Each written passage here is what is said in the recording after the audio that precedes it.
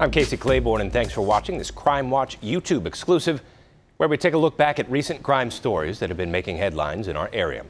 Thieves broke into a vehicle outside of an Ace Contractor supply store in Southeast Austin. It was all caught on camera. Fox 7 Austin's Tan Radford spoke with an employee who says she witnessed this brazen smash and grab.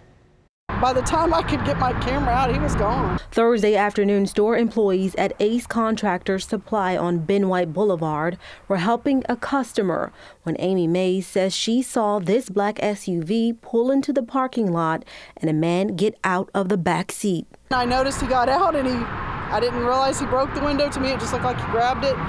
From our video, we noticed that he did bust the window out and grabbed what appeared to be money off of the dash, and that is what the customer confirmed.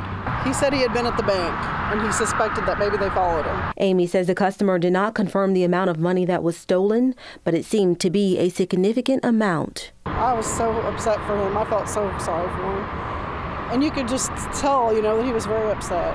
She says the thieves were gone within 30 seconds of pulling into the parking lot. Since the vehicle had already left, we just assumed that we shouldn't tie up the 911. For it's a non-emergency, I guess. We just assumed we were supposed to call 311. So that's why I called that one. And she said that was the right thing to do. Earlier this year, former Austin Police Chief Joseph Chacon spoke out against jugging. Certainly. I think that, first of all, when it comes to juggings, it's really about education and making sure that people understand that this is happening so that they can be on the lookout and they can hopefully take measures that would make it as hard as possible for that crime to occur. The store decided to put the video on social media in hopes that someone would recognize the car or those involved. I just hope that they can catch the people that are doing this. I don't understand why people steal from people that are working hard. Round Rock police believe they have found the body of a missing Cedar Park man in Milam County. They say Sean Joseph was taken there after being shot in the Walmart parking lot off of East Palm Valley Boulevard on October 5th. Police found his vehicle at the lot the next day. They arrested Royce Loggins, who's charged with aggravated assault and aggravated kidnapping. We're told additional charges are pending. We've learned new details about the short escape from custody by accused murderer Caitlin Armstrong. Court documents claim Armstrong may have been planning her escape from the Travis County Jail for quite a while. She's accused of murdering professional cyclist Anna Mariah Wilson, a romantic rival. Armstrong now faces new charges after trying to escape. Fox 7 Austin CrimeWatch reporter Meredith Aldis has the details as Armstrong's trial gets underway soon. A short-lived race for freedom caught on camera. Court documents reveal Caitlin Armstrong may have planned it. During the investigation, officials say video footage from the Travis County Correction Complex showed Armstrong exercising vigorously throughout the last several months. And in her cell was a metal pin and dental floss that could be used to remove handcuffs.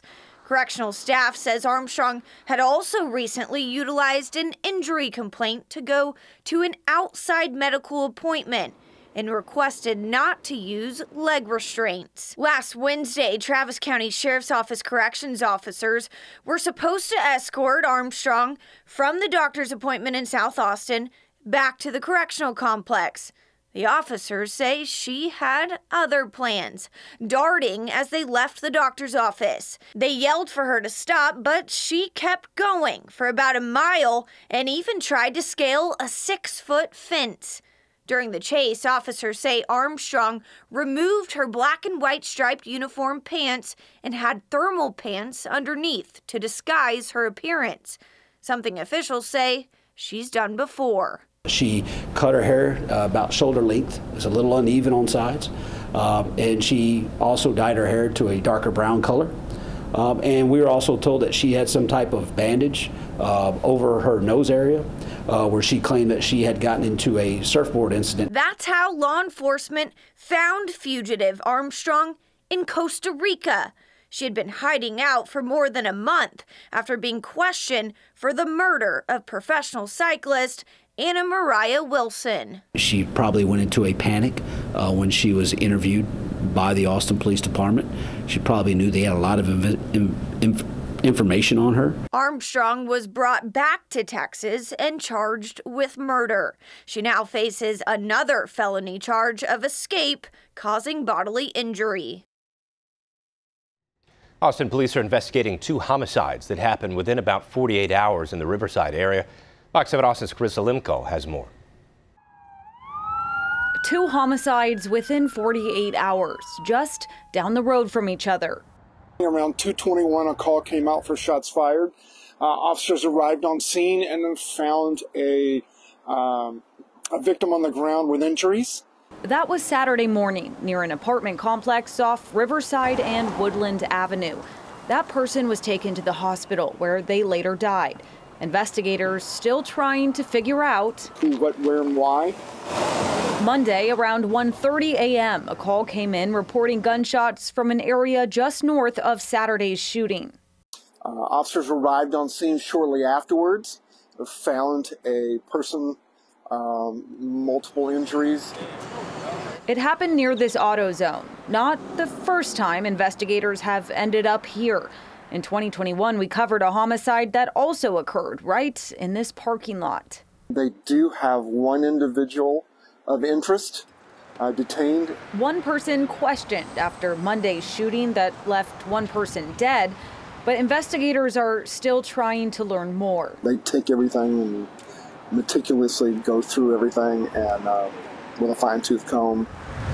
According to the chief's monthly report, over the summer from June to August, more than 500 violent crimes occurred just in this APD sector. September numbers haven't yet been released. Carissa Lemko, Fox 7 Austin News. Family members of a woman shot to death after a fender bender are speaking out. Meanwhile, Austin police are still looking for her killer. Teresa Ferguson was heading home from work on September 30th. Austin police say she was going southbound on I-35 near Runberg. Around 6 p.m., she was in a minor crash. She pulled over presumably to exchange information, but officers say the suspect in the other car shot and killed her. Police say she was driving a black Ford Mustang. A gray four-door sedan may have been involved in the crash. Both detectives and Teresa's loved ones want witnesses to come forward. Her family describes her as a kind, free-spirited person who loved traveling and dogs. While her family lives in North Carolina, they plan to come back to Austin as this case plays out. It's our plan to be here at every court setting and to make sure that the district attorney's office and the courts know that, we're not going to just go away. We want to see them prosecuted to the fullest extent. Whatever Texas law will give a killer. A reward of up to $1,000 through Crime Stoppers may be available for information that leads to an arrest. Teresa's family says they're considering increasing that amount and hopes to find some answers. And police are looking for a man they say pulled a gun on people in downtown Austin. Take a look. Police say early in September, the man you're seeing here held 2 people at gunpoint on Brazos Street. The victims told police the suspect approached them from an alleyway and then took off when they saw his gun. The suspect retreated back down that same alleyway near 3rd Street. He's wanted on a charge of aggravated assault. If you have any information that can help police catch this guy, give Crime Stoppers a call. A nearly 20-year-old cold case may be solved after DNA evidence led to a breakthrough last month. Police arrested 41-year-old Ricardo Rodriguez in a violent sexual assault in San Marcos back in 2004. Fox 7 Austin's Meredith Aldis has the details. It was October 9th, 2004. A man entered a woman's home in San Marcos and sexually assaulted her in her bedroom. The victim says she never saw the man's face, but a DNA sample from the suspect was collected at the hospital. It was sent off for testing, but didn't come back with many leads. The technology that we use didn't exist, many years ago. And this kit sat on the shelf for years. We're thankful these kits were kept. Because years later, when law enforcement followed up with the victim, she still wanted justice. It doesn't matter how old the kid is, how old the case is. This is a person waiting for answers, and often that answer is in that kit. In March, Texas DPS found a possible lead connected to 41-year-old Ricardo Cruz Rodriguez. He grew up in San Marcos, but was now living in Tampa. Texas Rangers and the Hillsborough County Sheriff's Office in Florida worked together to get a DNA sample from Rodriguez. It was compared to the one in 2004. It matched.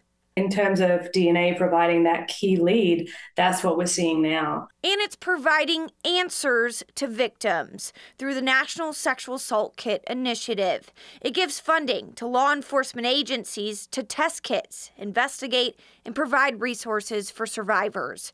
And at least 200,000 cases are getting looked at again. It is acknowledging what happened to the victims and giving them a chance at justice. They won't always get it. We have to acknowledge that. But letting them know that everything that can be done is being done with their cases, even it doesn't matter when it happened. Dr. Williamson says the results from these tests are connecting offenders to other crimes. And what we're seeing under Saki is that the majority of offenders are serial in nature, meaning they don't stop, they keep going, but they're crossover offenders. And what that means is they're doing homicides, kidnappings, robberies, rapes, rape homicides, rapes by themselves, homicides by themselves. She says one kit often leads to 20 other different types of cases. If you don't stop these offenders, they're not going to retire on their own. Rodriguez is facing 2 counts of aggravated sexual assault. Meredith Aldis, Fox 7 Austin Crime Watch. And finally, arrest paperwork sheds new light on what happened leading up to the shooting at the State Fair of Texas that injured 3 people. The suspect, 22-year-old Cameron Turner, now faces 3 counts of aggravated assault with a deadly weapon. Fox's Alex Boyer has the latest on the investigation. I just got a hold of that arrest warrant affidavit, and in it, Cameron Turner says he was trying to defend his family and says he went into defensive mode and began to shoot when he felt threatened by a group of men. We're learning new details about the circumstances leading up to a triple shooting at the State Fair Saturday night that sent innocent fairgoers running for safety. It happened inside a crowded food court. An arrest warrant affidavit says witnesses saw a man, later identified as Cameron Turner, shoot 3 to 4 times. We are deeply saddened by those events and thankful for the recovery of all those directly impacted by that. The report says investigators watched video footage of the incident. Turner is seen buying water from a concession stand. He was by himself, his family not next to him. In the background, several males can be seen approaching Turner from a distance. When he turns around to leave, one of the victims approaches him. Both males appear to exchange some words. The report states the victim had nothing in his hands and did not reach for anything when Turner pulled out a handgun and began shooting. In the process, 2 other people were shot. We ask everybody to be fair aware. We do that internally with all of our direct employees and our extended employees, that they be aware. The report states Turner ran but was arrested by 2 state troopers and a Dallas police officer in the area. The handgun was also recovered. The fair has an open gate weapons detection system. The fair prohibits weapons on the property. However, its policy does make an exception for licensed gun owners. The arrest report did not state if Turner has a license to carry. It's also not yet clear how the suspect got a gun into the fairgrounds. At the State Fair on Monday, there was an enhanced security presence that will remain in place for the rest of the run. I walked around and I talked to everybody that was waiting in line to get into the park, and they were just so excited about being here. And a 3rd victim is not cooperating with detectives. The investigation continues. Meanwhile, Turner remains jailed here at the Dallas County Jail, charged with 3 counts of aggravated assault with a deadly weapon. Alex Boyer, Fox 4 News.